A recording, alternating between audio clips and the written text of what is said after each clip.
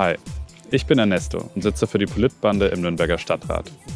Auch für uns war das vergangene Jahr sehr ereignisreich und wir möchten mit euch einige unserer wichtigsten Erlebnisse teilen. Wir drehen heute am 21. Januar im Bistro West in Gostenhof. Gestern fand die große Demo von Bündnis Nazistopp gegen die AfD und für ein Verbotsverfahren statt, bei der auch wir vertreten waren. Die Enthüllungen von Korrektiv unterstreichen erneut, wie dringend unser Kampf gegen rechts ist.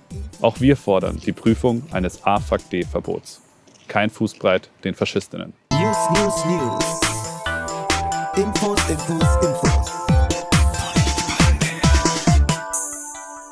Neues aus dem Stadtrat.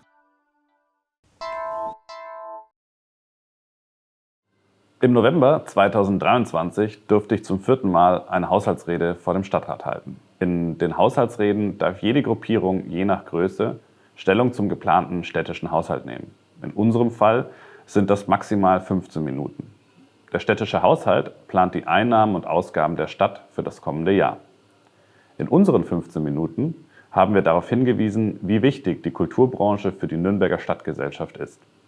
Für uns als Politbande ist klar: In diesem Umfeld wirtschaftlich zu arbeiten, ist ein Kunststück an sich. Wir werden uns deshalb weiterhin stark für eine subkulturelle, feministische und antirassistische Kulturbranche einsetzen. Denn wenn wir in Kultur investieren, geht es dabei bei weitem nicht nur um Vergnügen. Es geht um Bildung, um die Stärkung des Demokratieverständnisses und um den Aufbau von gesellschaftlichen Werten, die ein Zusammenleben in Frieden ermöglichen. Diese Aspekte sind heute aktueller und wichtiger denn je. Wir erleben in Deutschland den größten sichtbaren Rechtsruck seit dem Ende des sogenannten Dritten Reichs. Dies muss uns alle alarmieren und dazu bringen, antifaschistische Arbeit zu stärken. Was uns fassungslos macht, ist, dass es dieser Rechtsruck ermöglichte, dass sich auch die rechten Tendenzen der bayerischen Polizei und Staatsanwaltschaft verstärkten. Anfang Oktober 2023 wurden bei 6 mutmaßlichen linken SprayerInnen in Nürnberg Hausdurchsuchungen durchgeführt und dabei von der Verherrlichung der Antifa gesprochen. Dieses Vorgehen ist komplett absurd, auch weil Antifaschismus inhärenter Teil unserer Verfassung und damit BürgerInnenpflicht ist. Findet dazu auch unsere Beiträge auf Instagram. Denn wir sind alle Antifa. In der Haushaltsrede haben wir außerdem betont, wie wichtig die Verstetigung der Förderung der Kultur-Aces war und die Erhöhung der Förderung für einige Festivals begrüßt. Für die Politbande ist es grundsätzlich wichtig, die Orte zu halten, an denen mit viel Energie, Geld und ehrenamtlichem Engagement fantastische Strukturen aufgebaut wurden. Für eine resiliente Zukunft müssen wir diese nicht nur weiter am Leben erhalten, sondern auch weiterentwickeln und fördern. Deshalb haben wir in der Haushaltsrede über die prekäre Situation der Theater und von vielen Veranstaltungshäusern in der Musikbranche gesprochen.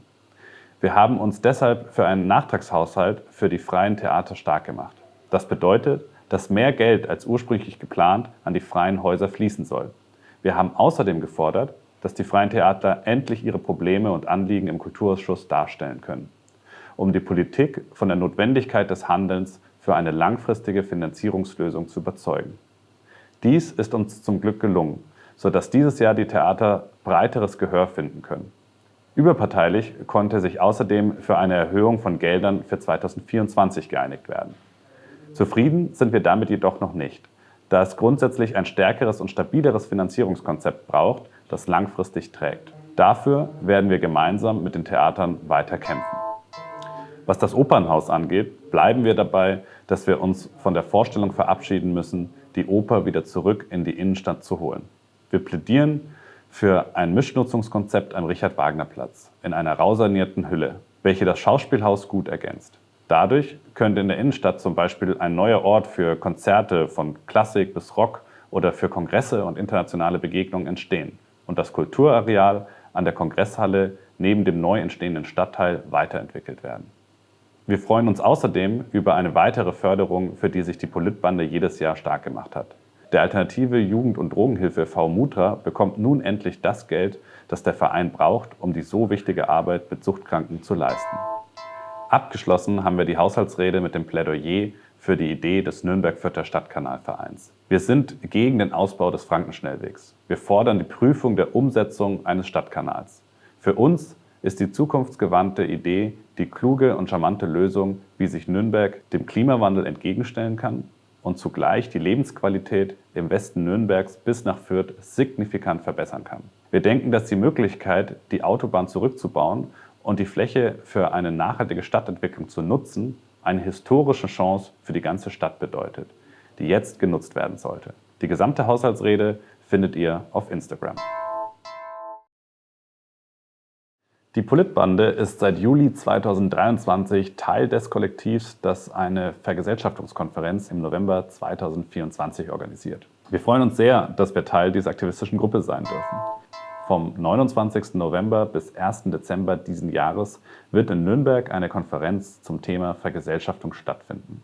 Diese wird von einem VeranstalterInnen-Kollektiv bestehend aus verschiedenen lokalen, ehrenamtlich engagierten politischen Gruppen und Einzelpersonen des emanzipatorischen linken Spektrums organisiert. Für uns spielt das Thema Vergesellschaftung eine wichtige Rolle in der Frage, wie eine nachhaltigere und gerechtere Gesellschaft aussehen kann. Denn Vergesellschaftungsprozesse stellen Mensch, Umwelt und Klima in den Mittelpunkt. So können durch Vergesellschaftung Bereiche, die aktuell privatwirtschaftlich organisiert und auf die Profitsteigerung sogenannter InvestorInnen ausgerichtet sind, beispielsweise Wohnen, Infrastruktur, Energie und Pflege, demokratischer und gemeinwohlorientierter gestaltet werden. Dazu ist eine dreitägige Konferenz im Nachbarschaftshaus Gostenhof geplant. Inhaltlich wird eine allgemeine Einleitung sowie die Vermittlung von Basiswissen zum Vergesellschaftungsbegriff angeboten. Vertiefend werden konkrete Umsetzungsbereiche wie industrielle Produktion, Wohnraum, Bildung, Wassernutzung, Care-Arbeit und öffentlicher Raum behandelt. Dabei wird ein Schwerpunkt auf die lokale Szene in Nürnberg gesetzt. Wir wollen das Verständnis zum Thema Vergesellschaftung in Nürnberg und Umgebung verbreitern und vertiefen. Die Konferenz soll sowohl einen generellen Einstieg in das Thema als auch die vertiefte Auseinandersetzung mit Einzelbereichen ermöglichen. Das Programm zielt darauf ab, sowohl mit als auch ohne Vorkenntnisse teilnehmen zu können. Die Konferenz richtet sich einerseits an bereits bestehende Gruppen, Organisationen und Vereine, die zum Thema Vergesellschaftung oder zusammenhängender Themenfelder arbeiten, wie etwa Feminismus, Recht auf Stadt oder Klimapolitik. Andererseits möchten wir mit der Konferenz der interessierten Stadtgesellschaft die Möglichkeit bieten, einen Einblick in das Thema Vergesellschaftung zu bekommen.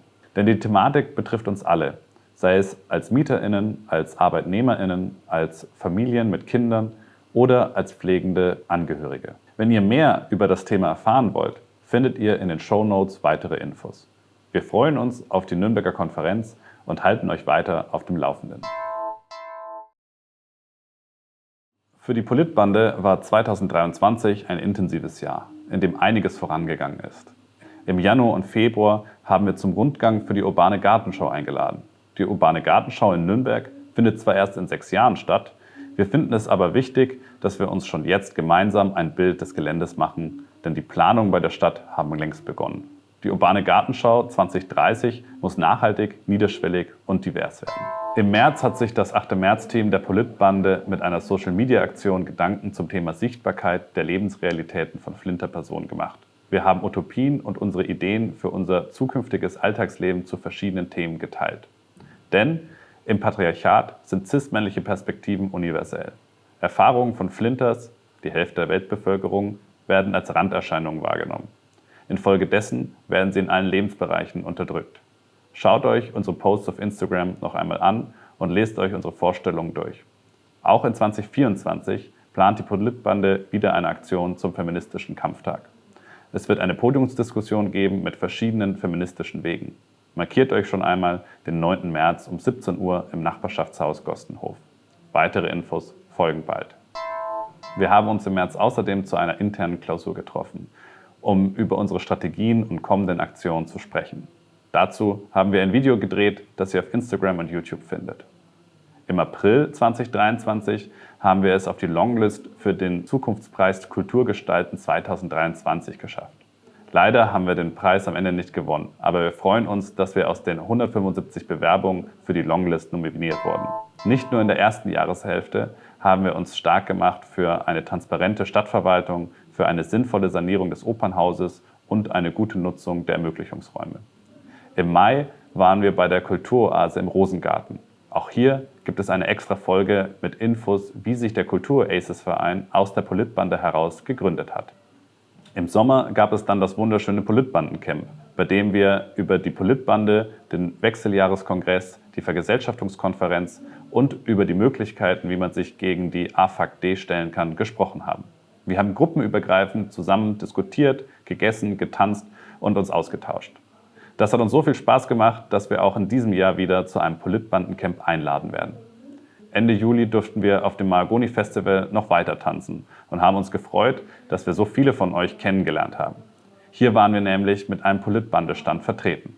Besucht uns gerne dort auch dieses Jahr wieder. Nach den schönen Erlebnissen des Sommers hat uns im Oktober die Verfolgung der mutmaßlichen linken SprayerInnen stark beschäftigt.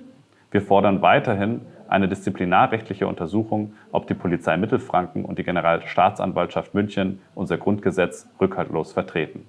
Antifaschismus ist unsere BürgerInnenpflicht. Im November haben wir unser gemeinsames Statement mit Keine Bühne Bamberg veröffentlicht, in dem wir uns gegen Täter auf der Bühne aussprechen.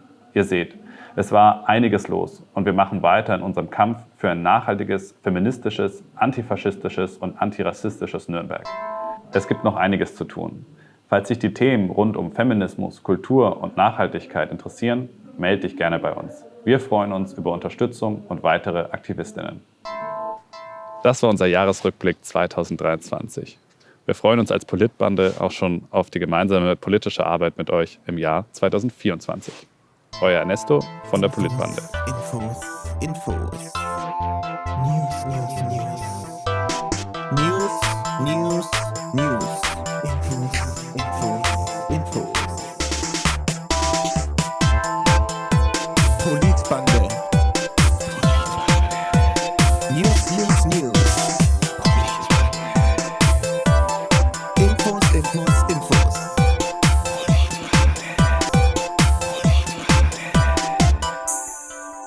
Neues aus dem Stadtrat.